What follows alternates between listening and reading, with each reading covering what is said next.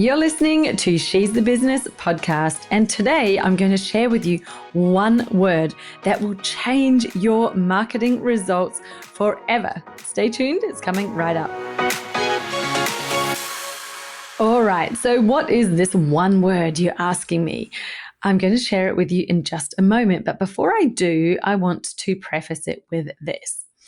It's part of a very commonly used phrase, something you will absolutely have heard of before, but we're going to swap one word in it. So when you hear it, I don't want you to go, oh, I've heard about this before, and get out of there.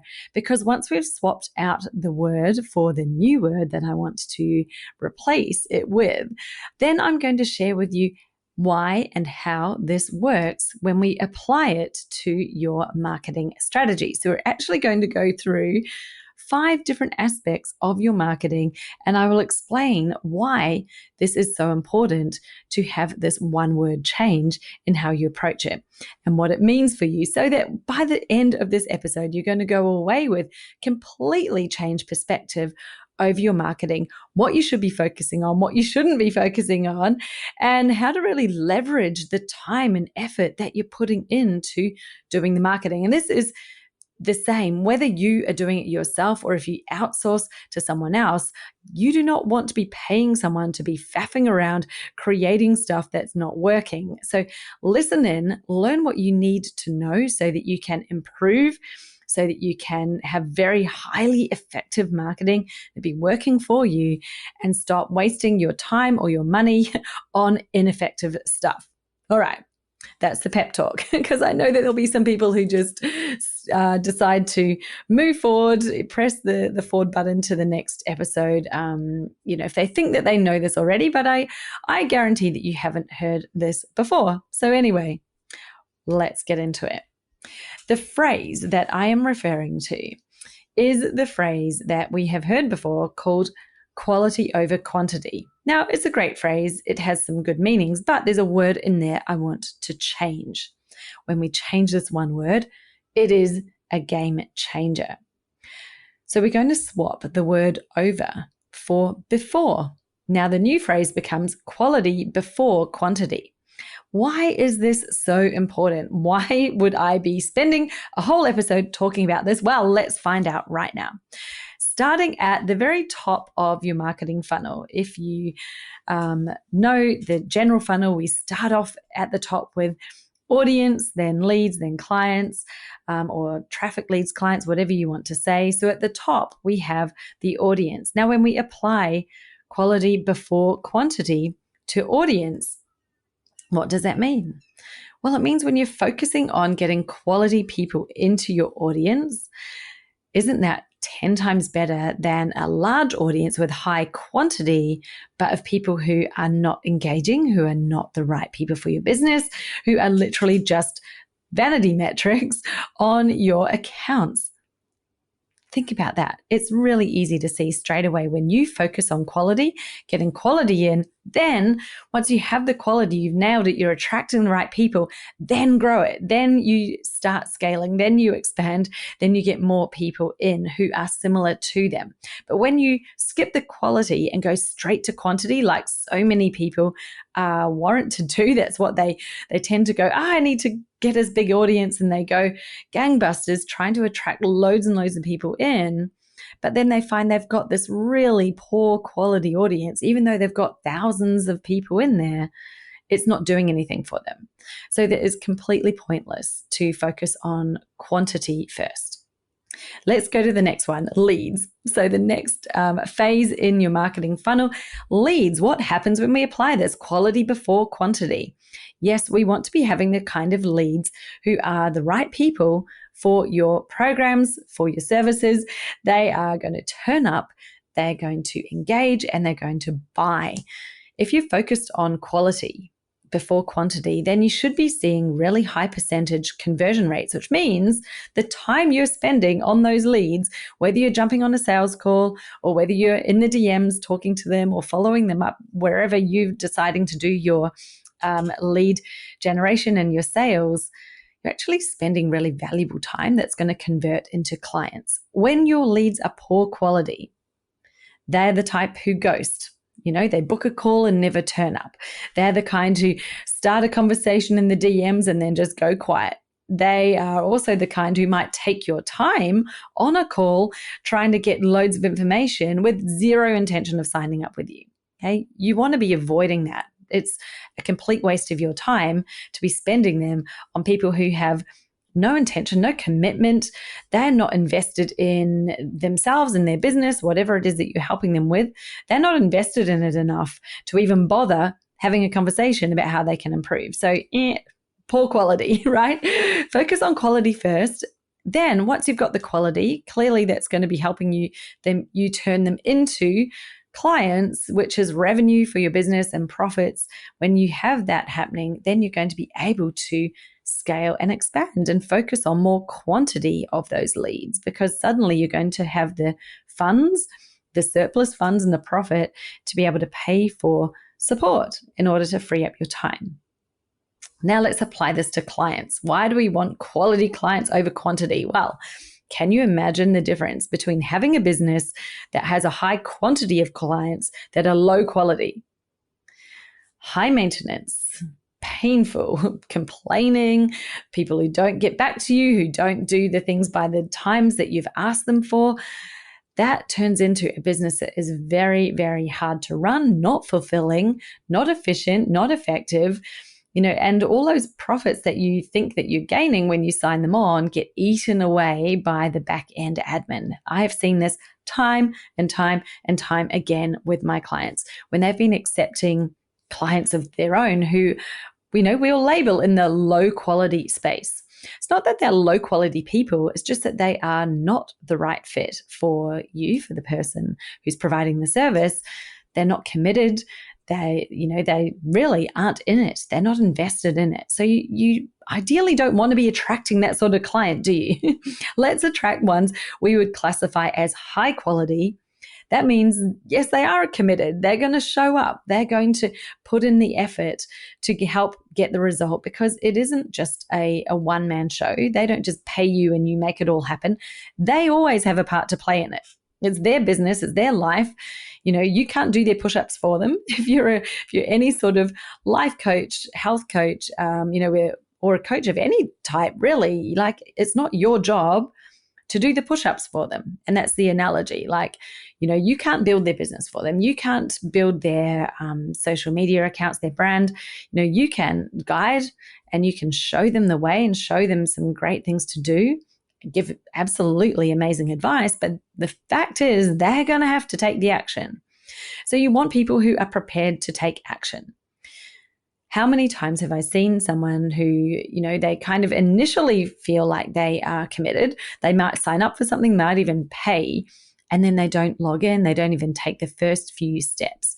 Other times, and this has been an experience that I've had, where sometimes people will sign up for a program and then never show up, never ask any questions, never do anything. I'm like, how are you going to learn? How are you going to actually get what you need if you're not even taking the first moment to get in there and then ask questions? If you're going to stay in your bubble and never seek support, then you're going to remain in that bubble inside your own head with the same thoughts going round and round and round. And you're going to end up in exactly the same place as you are right now, because your current context creates your results. What you have inside is what is reflected outside.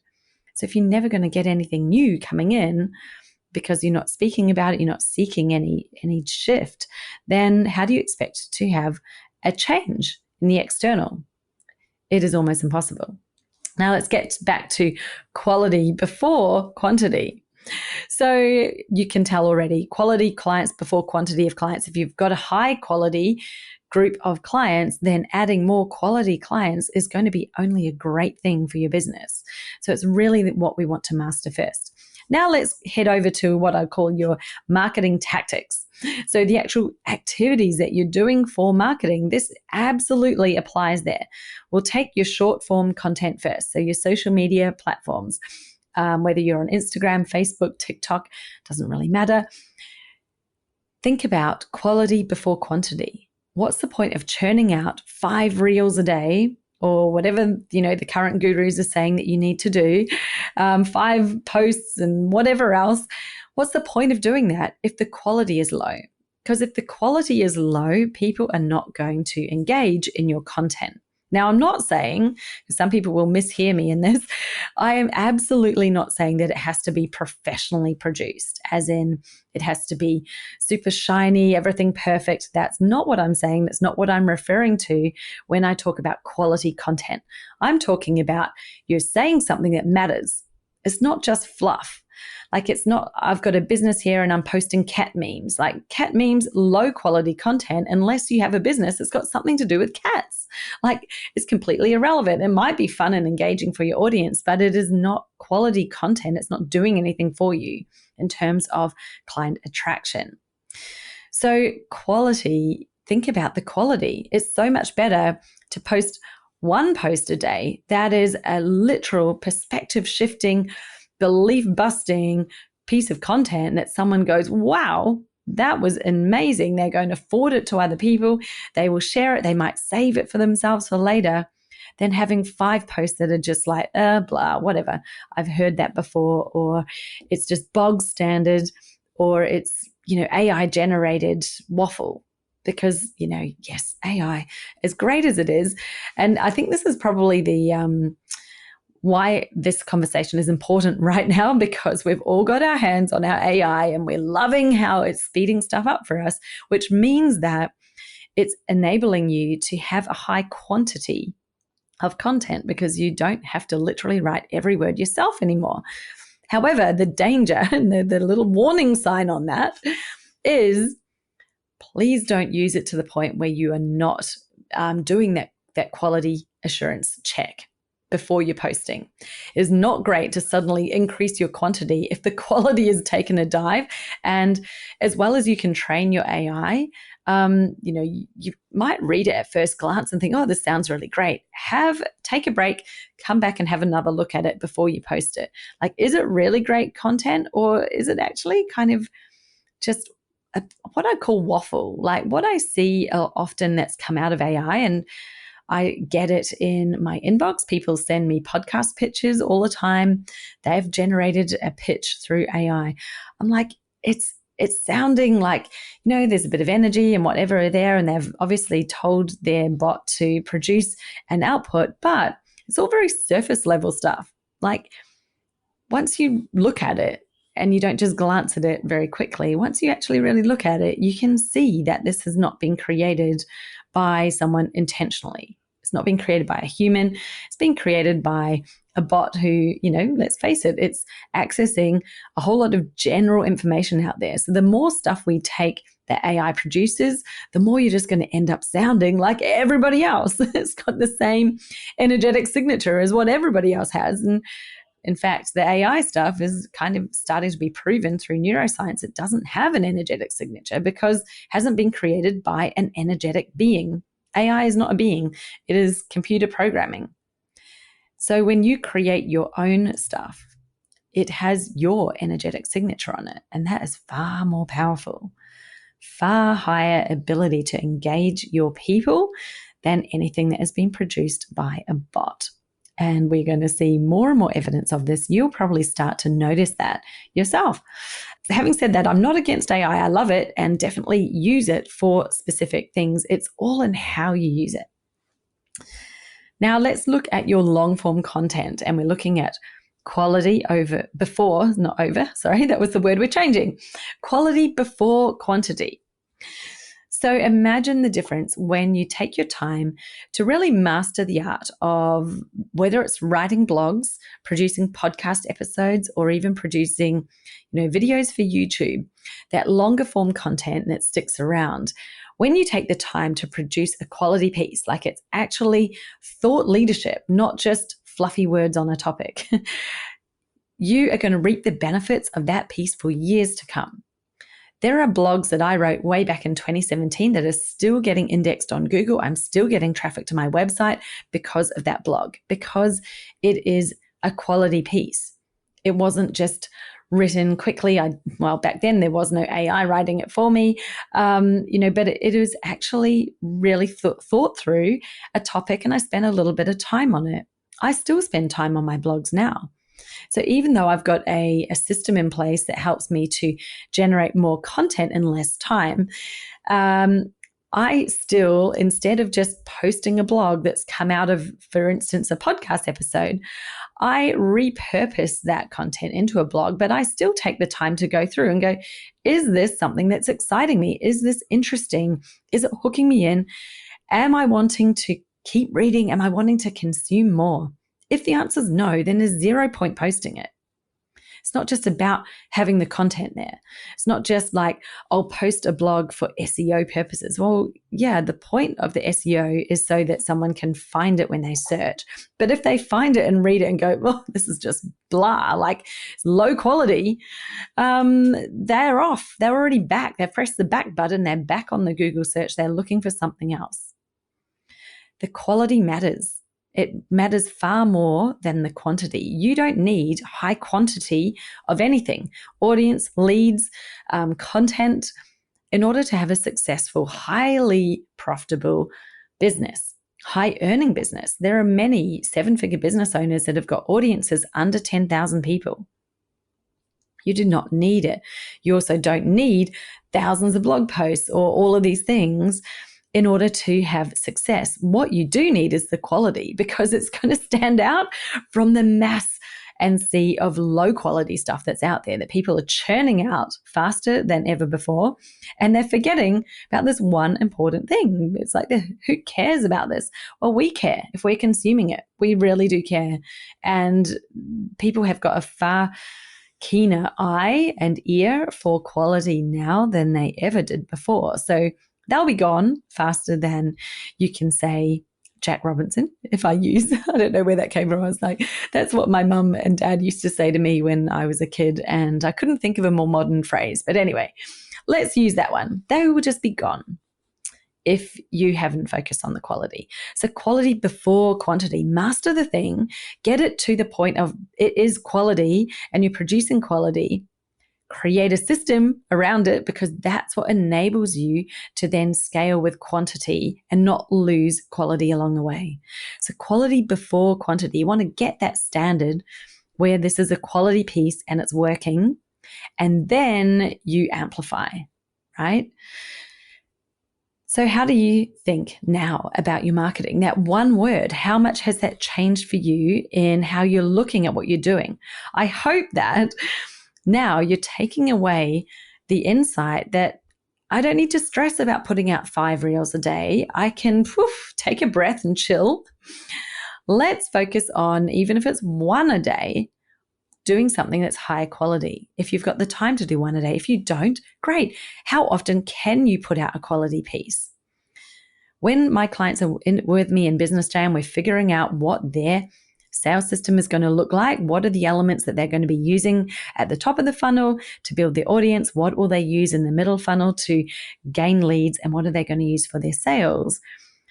For me, the important thing is, well, what is it that you can commit to that's going to feel easy and that you can be consistent with? There's no point going, I'm going to post 5 reels a day, doing it for a week and then being totally burnt out and then stopping. Create a system that actually is going to work for you, right? Whatever platform you're on, it doesn't really matter. There are going to be some that are a better fit for you than other people. And please don't have the grass is always greener on the other side, because no matter which one you choose, you'll hear someone else saying, oh, I'm over here and, I'm blowing up on Threads and I'm making all this money over here on Threads. They might be. That doesn't necessarily mean that it is the place to make money and no one's making money anywhere else. Every platform, there are people who are using it and utilizing it to the best of their ability, creating the quality stuff that suits that platform. And that's why it's working for them. It's not the platform. It's because they've got the intention and they're putting the time and effort into mastering it there. So that's just a little added bonus tip I've added on there for you. But I cannot say this more or stress it more than I have already. The quality before the quantity. If you try to scale too quickly, too soon, and with absolute rubbish, you're going to burn yourself out, burn your business to the ground. And it's not going to be pretty. It'll be really painful, really frustrating. And, generally you're going to end up back at square one, starting again. Let's not do that. Let's just go, hey, I spend a bit of time figuring out the quality piece, how to do it, and then scaling is so much easier because you know what you're doing, you know how it works, you know that it's working for you already. Now let's create a little bit of structure and system in place so that it becomes less onerous on you. It takes your time away because it can function more like a machine, and that actually is what enables you to bring in support and that you don't have to be doing everything yourself. So when you have that structure, it frees you up. It enables your business to then grow. And that's it. It really can be that simple. So anyway, I will be back again next week with another episode for you. Can't wait to chat then. I'd love to hear from you. If you've enjoyed this one, reach out, let me know what's the one takeaway thought you have from listening to this today? What are you going to change or do in your business now that you weren't doing before? Talk soon. Bye.